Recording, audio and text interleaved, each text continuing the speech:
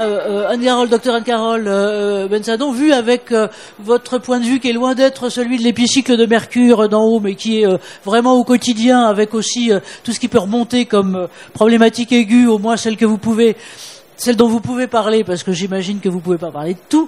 Voilà, à la fois votre regard et votre sentiment aussi sur les évolutions, même depuis qu'on a commencé, je veux dire, les 3-4 ans, là, qu'est-ce qui est marquant?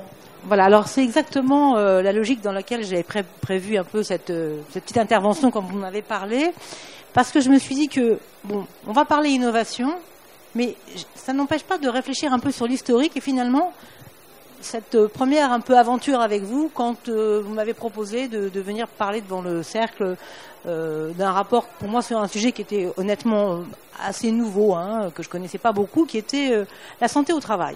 Bon, j'avais juste quand même, pour dire les choses en réalité, j'étais quand même personnalité qualifiée au Fonds d'indemnisation des victimes de l'amiante, donc je l'approchais par cette voie-là. Mais c'est quand même très différent de le voir sous l'ensemble finalement de ces dimensions.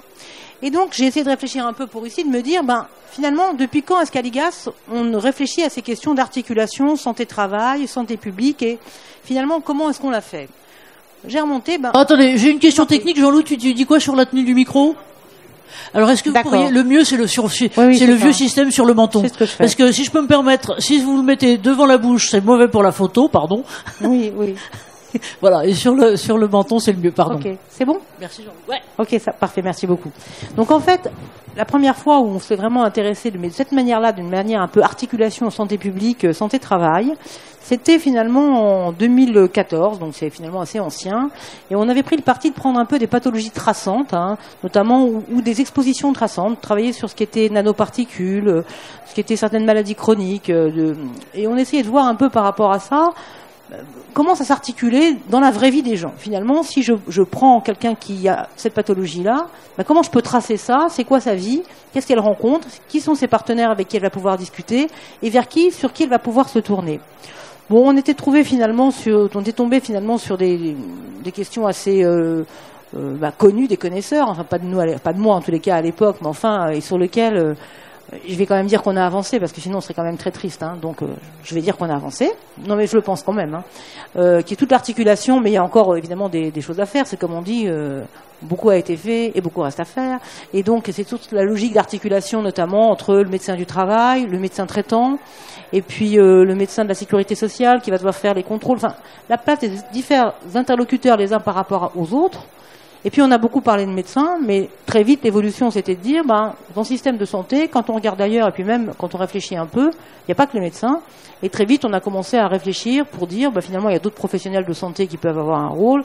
Ça a été toutes les questions autour, et l'IGAS a beaucoup travaillé dessus, hein, de la profession infirmière, des évolutions, d'infirmière pratique avancée, donc ces différentes questions-là. Après, donc, on a ciblé plus particulièrement sur une recherche qui était de dire, enfin une recherche un peu action, hein, comme on fait à l'IGAS, et en allant vraiment sur le terrain, en prenant une thématique qui était une thématique inusuelle.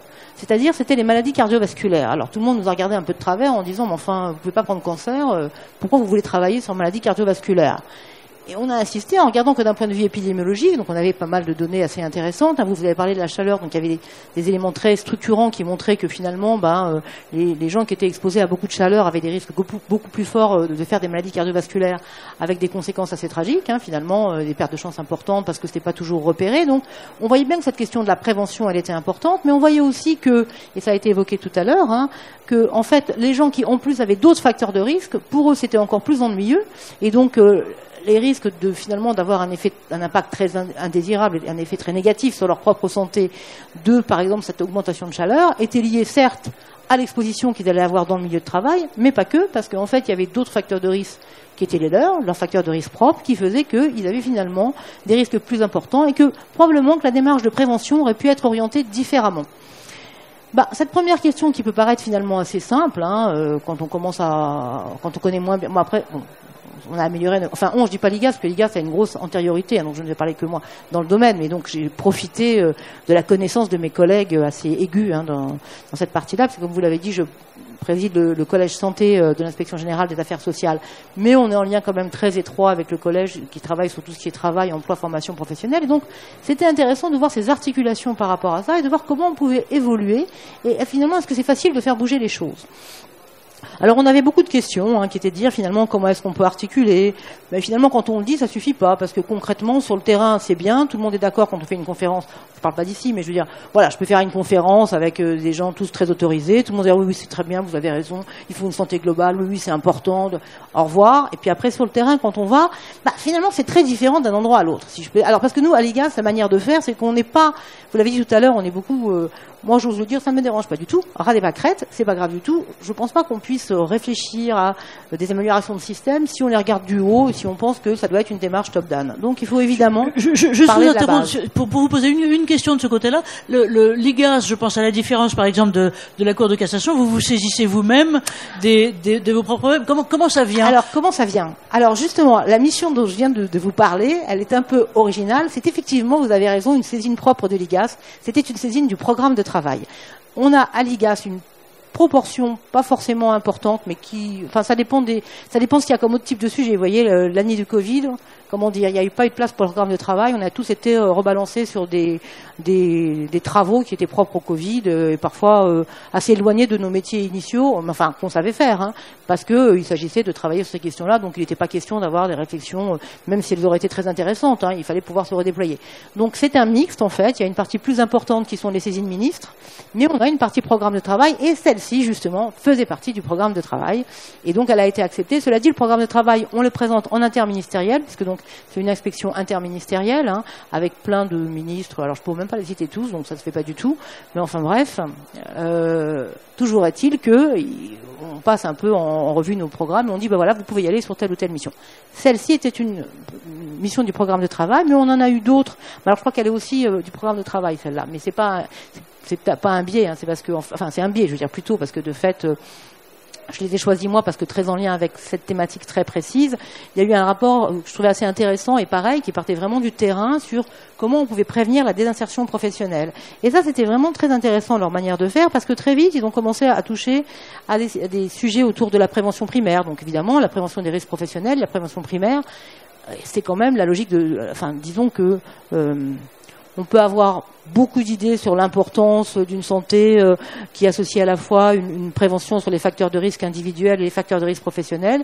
N'oublions pas quand même qu'il est quand même indispensable d'avoir un effort nourri sur tout ce qui est la prévention des facteurs de risque professionnels, que ce n'est pas un sujet anodin, que les travaux de Santé publique France et donc du département de mon voisin sont extrêmement précieux pour travailler et pour aller vers ces travaux-là, et qu'aujourd'hui, de même qu'on parle beaucoup de l'exposome dans d'autres domaines, moi j'ai travaillé sur l'évaluation du plan cancer, évidemment on parle beaucoup de la notion d'exposome, c'est pas seulement l'exposition à un facteur, c'est la même chose, c'est-à-dire que quand on approche ces questions autour de la prévention, on peut pas aujourd'hui quand on travaille, enfin on peut toujours, mais je veux dire, en tout cas, pour la personne dont on va s'occuper, c'est probablement plus intéressant d'avoir une démarche sur laquelle on répond au mieux à ses besoins et à ses attentes, donc on le connaît au mieux, pour pouvoir avoir quelque chose d'adapté. Mais ça veut dire qu'on a aussi une connaissance sur l'impact des facteurs et l'intrication des facteurs les uns avec les autres, ce qui n'est pas quelque chose forcément d'évident. Par exemple, on a mis du temps avant de voir que le tabac, c'était un facteur qui était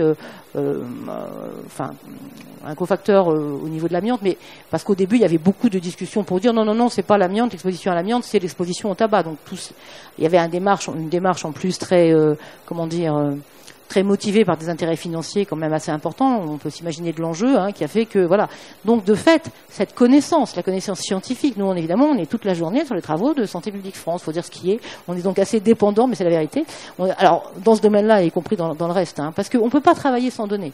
C'est-à-dire que donc le côté épidémiologique, c'est un côté qui est très intéressant. Et le côté épidémiologique au sens large, il va assez loin, c'est-à-dire qu'il va assez loin quand on parle des questions épidémiologiques. On peut aller sur les facteurs de risque qu'on a bien en tête, y compris de la génétique, des facteurs de risque physique, de risque chimique, tout ça, tout le monde a bien en tête.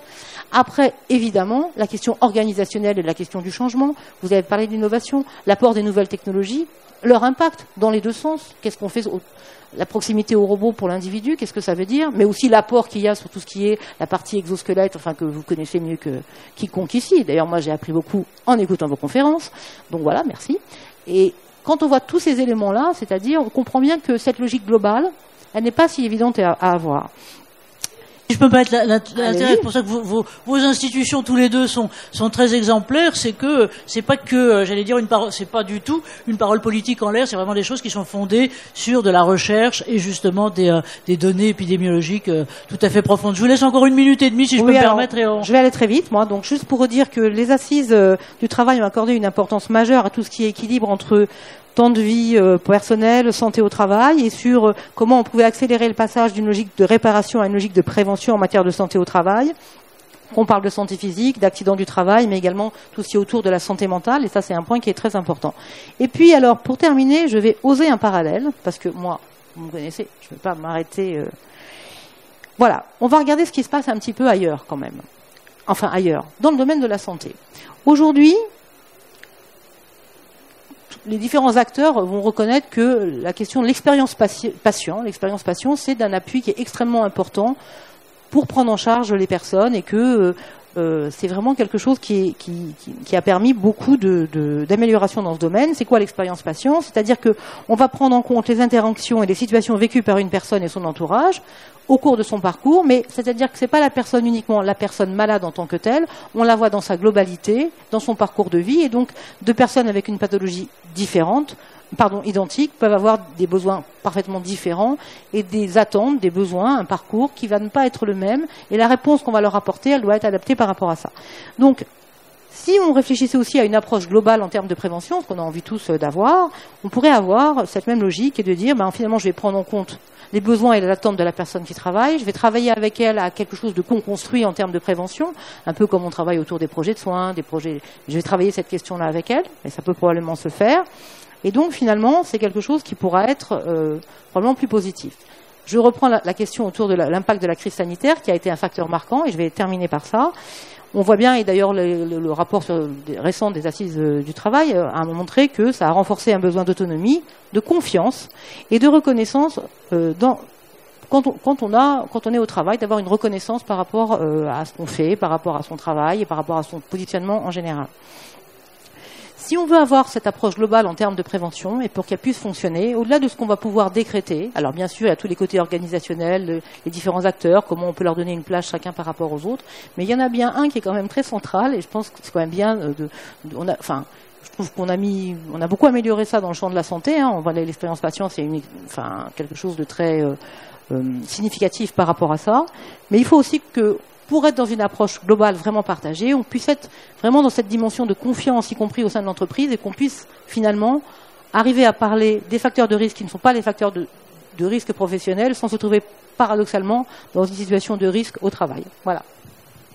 Merci et bravo. Effectivement, la question de la confiance, je veux dire que ce soit au sein à l'intérieur même des organisations, et c'est pas votre voisine qui vous dira le contraire, ou aussi dans les institutions, c'est un truc qui est très important. Merci Anne-Carole de nous souligner ça. Effectivement, parce que moi je rebondirais juste sur ce que vous avez dit sur notamment l'expérience patient. Je trouve que ce qui a beaucoup bougé ces 4 dernières années, je dirais aussi bien dans l'interne des structures que vis-à-vis justement du soin et des patients, c'est cette prise en compte et cette parole qui est donnée ou de façon ouverte et pas trop systématiquement bâchée, si on peut dire, par questionnement là-dessus. Merci. On va reprendre tout ça.